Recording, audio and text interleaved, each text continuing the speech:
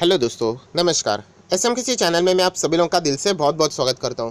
दोस्तों, इस वीडियो में हम लोग बात करने वाले कुछ ऐसे कंपनीज के बारे में जहां पे आप लोगों ने अलर्ट रहना चाहिए, जहां पे अगर हम लोग बात करें तो गिरावट के भी बहुत ज़्यादा चांसेस है एंड उसके पीछे की कुछ वजह भी है। अगर मैं देखा जाए तो इस वीडियो में शायद से 4 से 5 कंपनीज की बात यहाँ पे करने वाला हूँ एंड अगेन यहाँ पे कुछ इंपॉर्टेंट चीज़ भी सीखने को मिलेगी। जैसे मैं बोलता हूँ ना कि स्टॉक मार्केट में ऐसा कोई फिक्स रूल नहीं है कि ऐसा है तो ऐसा ही होगा।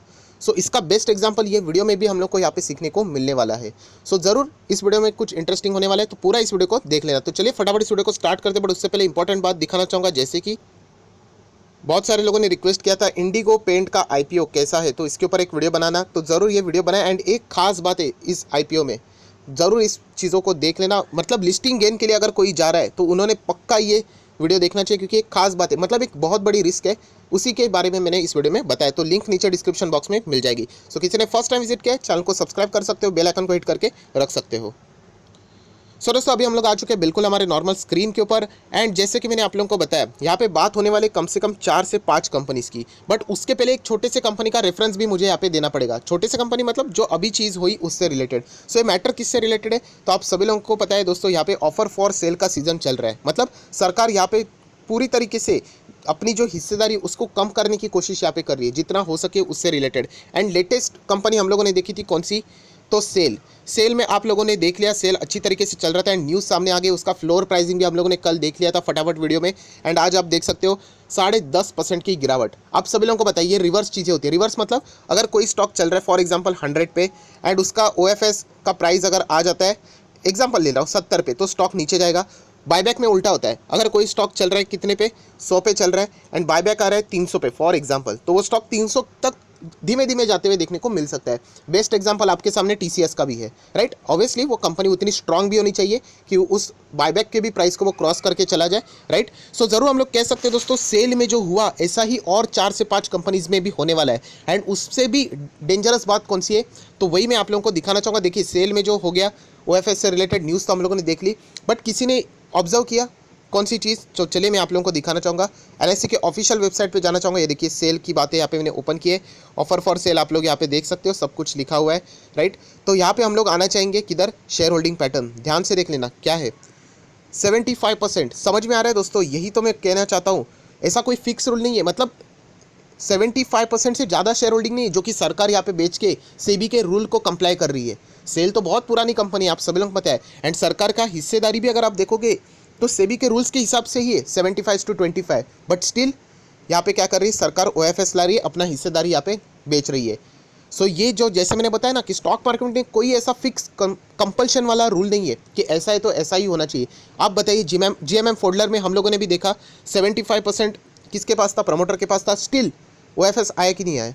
तो यही खास बात है दोस्तों कि मार्केट में कभी भी कुछ हो सकता है। इसका बेस्ट एग्जांपल ये वीडियो भी है जो मैं अभी आप लोगों को दिखा रहा हूँ। एंड ऐसे ही 4 से 5 स्टॉक दिखाऊंगा जिसका शेयर होल्डिंग पैटर्न अगर आप देखोगे तो सेबी के हिसाब से ऑलरेडी कंप्लाई है 75-25, बट स्टिल वहाँ पे OFS आने वाला है। एंड ऐसे स्टॉक में गिरावट यहाँ पे आ सकती है, जैसा कि हम लोगों ने कहाँ पे देख लिया, आज हम लोगों को ने यहाँ पे जो SAIL company, Steel Authority of India, इस कंपनी में हम लोग को देखने को मिला। वैसी चीज़ हम लोग को यहाँ पे फ्यूचर में होती हुई देखने को मिल सकती है। ये सबसे बड़ा लेसन है जो मैं बार बार कहता हूँ, कभी भी स्टॉक मार्केट को फिक्स रूल करके पकड़ मत लेना कि ऐसा है तो ऐसा ही होगा करके। ये इसका एक बहुत ही मस्त एग्जांपल हम लोग को देखने को मिला है। तो चलिए दोस्तों, अभी हम लोग बात कर लेते हैं ऐसे कौन सी कंपनीज है जहाँ पे OFS आने के चांसेस है। एंड आपको बताना चाहूँगा, सरकार इससे 4,000 करोड़ जुटाने का एस्टिमेशन यहाँ पे बना चुकी है। मतलब इस वित्त वर्ष की अगर हम लोग बात करें, फाइनेंशियल ईयर की बात करें, तो इसमें इतना बड़ा अमाउंट यहाँ पे सरकार जुटाने वाली है। एंड जैसे मैंने कहा कि रिस्क कहाँ पे है, देखिए कुछ कंपनीज के हम लोग जान सकते हैं, प्रमोटर होल्डिंग 75+ है, तो वहाँ पे तो हमको पता चलेगा कि OFS आने ही वाला है। बट कुछ कंपनी ऐसे जहाँ पे 75 के भी नीचे होल्डिंग है, उनका भी नाम सामने आ रहा है। तो ऐसे कंपनीज भी मैं आप लोगों को यहाँ पे ज़रूर दिखाने वाला हूँ। दोस्तों, एक कंपनी आपके सामने यहाँ पे आ चुकी है, GRSC। यस दोस्तों, GRSC की अगर हम लोग यहाँ पे बात करें, garden reach ship builders and engineers limited. दोस्तों, ये कौन सी कंपनी है, ये सरकारी कंपनी, बहुत कम लोगों को ये पता है, तो इसलिए मैंने ओपन किया है। विकीपीडिया आप यहाँ पे देख सकते हो। इसी कंपनी की मैं बात कर रहा हूँ, टाइप आप नीचे पढ़ सकते हो, public sector undertaking. Ship building की अगर हम लोग बात करें तो आप सब लोगों को पता है ये सरकार का ही काम होता है सब कुछ। एंड इसी से रिलेटेड अगर हम लोग बात करें तो ये 197 पे फिलहाल ये स्टॉक चल रहा है। आज एक अच्छी न्यूज़ आई थी जिसके चलते इसमें जंप देखने को मिला। हालांकि इसमें हम लोग डीप नहीं जाएंगे, मैक्सिमम चार्ट पैटर्न देखेंगे तो आप देख सकते हैं 2018 से ही परफॉर्मेंस है। और अगर हम लोग यहाँ पे बात करें अभी चल रहा है 2021, मतलब 18 के बाद 19-20, मतलब 1-2 साल आप चाहो तो पकड़ के चल सकते हो। मतलब कंपनी अभी अभी आई है इसीलिए OFS आएगा दोस्तों, ऐसा नहीं है। तो यही तो मैं खास बात आपको दिखाना चाह रहा था कि यहाँ पे एग्जैक्टली प्रॉब्लम क्या है। तो चलिए दोस्तों NSE के ऑफिशियल वेबसाइट पे जाते हैं, कंपनी इन्फॉर्मेशन में जाते हैं एंड चेक कर लेना। शेयर होल्डिंग पैटर्न 75 के नीचे स्टिल यहाँ पे OFS आने के बहुत ज़्यादा चांसेस है। सो यही कहना चाहूँगा, अगर आपके पास ये कंपनी, मैं सिर्फ यही कह रहा हूँ कि अलर्ट रहो। और एक आपके दिमाग में एक खराब बात बैठी हुई है वो भी मैं साफ़ करना चाहूँगा। मतलब बहुत सारे लोगों को ऐसा लगता है कि OFS आ गया मतलब वो कंपनी बर्बाद हो गई, ऐसा बिल्कुल भी नहीं है, बिल्कुल भी नहीं। ये तो मतलब गलत फहमी है, राइट। OFS जैसे मैंने बताया ये पार्ट होता है कॉर्पोरेट एक्शन का। बड़े पैमाने के ऊपर जब शेयर सेल करने होते तो प्रमोटर अपनी हिस्सेदारी यहाँ पे मतलब सेल कर देते हैं। सो OFS का अर्थ ये बिल्कुल नहीं होता कि कंपनी उसके बाद कभी कमबैक नहीं करेगी, वो कंपनी तब से बर्बाद ही हो गई। मुझे एक बात बताइए, अगर ये OFS अगर ऐसा होता, अभी OFS मतलब क्या, जो प्रमोटर है, प्रमोटर ही पकड़ के चलते, वो अपने शेयर्स यहाँ पे बेच रहे, कुछ परसेंटेज 10% बेच रहे, ठीक है। अभी कंपनी बर्बादी होनी है एंड ये अपने शेयर बेच रहे तो पूरा ही बेच देते, पॉइंट नंबर 1। पॉइंट नंबर 2, अगर ये बेच रहे तो सामने वाले लोग खरीद क्यों रहे अगर कंपनी बर्बाद है तो ये दिमाग से निकाल देना कि OFS आ गया मतलब कंपनी बर्बाद है करके, ऐसा बिल्कुल भी नहीं है, राइट। सिर्फ एक प्रॉब्लम हो गया GMM फॉडलर में हम लोग को जो OFS देखने को मिला, उसका जो तरीका देखने को मिला, उसके कारण हम लोगों को मतलब OFS से रिलेटेड बहुत ज़्यादा अभी मतलब बोलते हैं ना एक अलर्टनेस मेंटेन करना पड़ता है। हालांकि वो चीज़ अभी भी इन्वेस्टिगेशन में देखने को मिल रही है कि वहाँ पे इनसाइडर ट्रेडिंग हुई कि नहीं, क्योंकि OFS के कुछ 3 से 4 दिन पहले वहाँ पे हम लोग को SLB में क्या होते हुए देखने को मिले, पोजीशन, शॉर्ट पोजीशन क्रिएट करते हुए देखने को मिले। सो एक बात याद रखना कि OFS आना किसी भी कंपनी में ये प्रमाण नहीं होता है कि वो कंपनी खराब हो गई या फिर बर्बाद हो गई। सो ठीक है, यहाँ पे आप देख सकते हो। तो इस कंपनी को स्पेसिफिकली रडार पे रखना, क्योंकि जैसे मैंने कहा कि यहाँ पे हम लोग को कोई भी हिंट नहीं मिल रहा है, बट स्टिल इस कंपनी में OFS आने के चांसेस इस वित्त वर्ष में बहुत ही ज़्यादा चांसेस है। तो इसको ऐड करके रख लेना, इतना ही मैं आप लोगों को कह सकता हूँ। तो चलिए दोस्तों, ये तो हो गई एक कंपनी। ऐसे और भी बहुत सारे कंपनीज है, जैसे कि अगर मैं बात करूँ NFL, यस दोस्तों, नेशनल फर्टिलाइजर लिमिटेड, 40 रुपये के आसपास का ये स्टॉक है, राइट। इसका अगर हम लोग परफॉर्मेंस देखें मैक्सिमम, तो हम लोग कह सकते हैं बहुत पुरानी कंपनी है 2006 से, बट PSU रहेगी तो आप सभी लोगों को पता है ज़्यादा रिटर्न्स हम लोग को देखने को नहीं मिलते, राइट। एंड अगर हम लोग इसकी भी बात करें, कंपनी इन्फॉर्मेशन में आ जाते हैं, प्रमोटर होल्डिंग कितना है, 75% मात्र। मतलब सेबी के हिसाब से रूल कंप्लाई है, बट यहाँ पे भी OFS लाने के बहुत ज़्यादा चांसेस है, हम लोग यहाँ पे कह सकते हैं। सो सिर्फ मैं इतना ही कह रहा हूँ कि बाय करना है, सेल करना है, एग्जिट करना है, होल्ड करना है, वो सब कुछ आपके ऊपर है। मैं सिर्फ आपको न्यूज़ यहाँ पे बता रहा हूँ जिसमें OFS कौन कौन सी कंपनी में यहाँ पे आ सकता है सरकार के द्वारा, क्योंकि सरकार हिस्सेदारी एग्रेसिवली यहाँ पे बेच रही है, आप लोग देख रहे हो, तो इसमें इनका भी नंबर यहाँ पे आ सकता है। तो इसको भी रडार के ऊपर ज़रूर रख लेना, ये आपको बताना चाहूँगा। देन अगर हम लोग बात करें तो दोस्तों ये जो 2 कंपनी थे ना, उसमें OFS आएगा कि नहीं, ये मतलब थोड़ा क्वेश्चन मार्क है। जैसे मैंने कहा ना कि यहाँ पे कोई हिंट नहीं मिल रही है, 75 के नीचे ही है। बट नेक्स्ट कंपनी की अगर हम लोग बात करें RVNL, जैसी OFS की न्यूज़ ऐसी सामने आई, वैसे ही ये स्टॉक में फटाफट हम लोग को प्रॉफिट बुकिंग देखने को मिली एंड 5.5% की गिरावट देखने को मिली है। हालांकि ये स्टॉक हमारे भी पोर्टफोलियो में निचले लेवल से मैंने इसको होल्ड करके रखा हुआ है। एंड जैसे मैंने आप लोगों को एक बात बताई, क्या बताई, कि अभी फ्रेश बाइंग करने के लिए मैं तो नहीं जाऊँगा, उसके पीछे का लॉजिक भी मैंने बता दिया। क्या लॉजिक है, क्योंकि हम लोगों को पता है कि यहाँ पे सरकार OFS लाने वाली है एंड उसमें RVNL भी हिट लिस्ट पे सरकार ने खुद कहा था।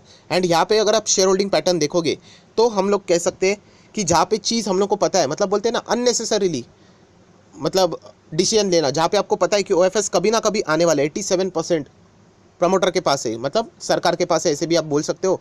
सो यहाँ पे तो 75 तक लाना सरकार चाह रही है, 15% कुछ तो OFS आने वाला है। सो ज़रूर, ये कब आएगा वो नहीं पता मुझे, कभी भी आ सकता है, शायद से 1 साल भी चला जाएगा एंड नहीं आएगा। सो आप चाहो तो आप खरीद सकते हो, आपकी मर्जी। बट जैसे मैंने कहा कि हमारे पास पुरानी होल्डिंग है, उसमें मैं खुश हूँ। अगर फ्रेश बाइंग करनी तो कोई और स्टॉक में चले जाएंगे, क्यों अननेसेसरली ऐसे स्टॉक में जाएंगे जहाँ पे लटकती तलवार है जो कि कभी भी हम पे गिर सकती है। एंड इसी का प्रमाण आज हम लोग को देखने को मिला कि OFS की पॉसिबिलिटीज़ यहाँ पे बताई गई है कि सरकार यहाँ पे करने वाली, उसमें RVNL भी हिट लिस्ट पे है। सो इसीलिए ये हम कह सकते हैं कि 5.5% ऐसे ही कोई स्टॉक गिरता नहीं है, उसके पीछे का रीज़न ही यही है। अभी क्या इसका अर्थ ये हो गया कि ये कंपनी बर्बाद हो गई, ये तो बच्चों वाली बातें होगी, जैसे मैंने आपको बता दिया, राइट।